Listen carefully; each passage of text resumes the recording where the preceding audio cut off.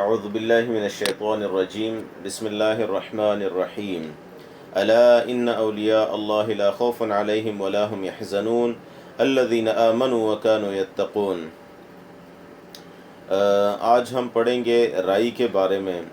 عربی میں اس کو خرول، کشمیری میں اس کو اسور، بنگالی میں رائی سر، سندھی میں آہر اور انگریزی میں مسٹرڈ اس کو کہتے ہیں۔ ماہیت: سرسوں کے برابر سرخ رنگ کے تخم ہے جن کا مزہ تلخ اور تیز ہوتا ہے۔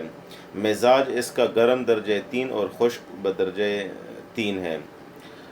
افعال میں رائی بیرونی طور پر استعمال کرنے سے محلل، جعلی، محمر اور منفت یعنی آبلہ انگیز تاثیر کرتی ہے۔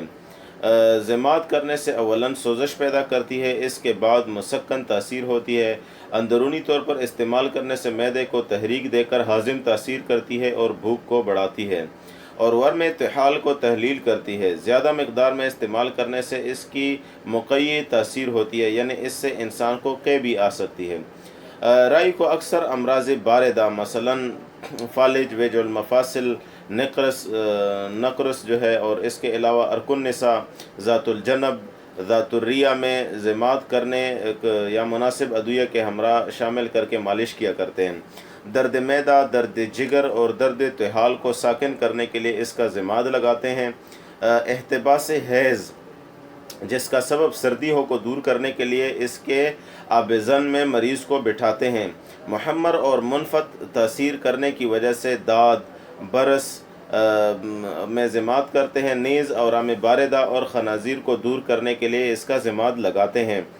اس کے جوشاندے سے ورم زبان اور ورم دندان میں مزمزے کراتے ہیں، یعنی اس میں مزمزے مطلب یہ کہ اس کو پانی میں حل کر کے تو اس پانی کو منہ میں ڈالتے ہیں اور اس سے جو ہے یعنی منہ میں کچھ عرصہ کے لیے رکھتے ہیں، یا جس کو اسی کو جو ہے وہ مزمزے کرانا کہتے ہیں، تو اس سے مزمزے کراتے ہیں۔ اور غذا کو ہضم کرنے اور ضعف اشتہا کو زائل کرنے کے لیے غذاؤں میں شامل کرتے ہیں۔ اورام طحال کو تحلیل کرنے کے لیے غذاؤں میں شامل کرتے ہیں۔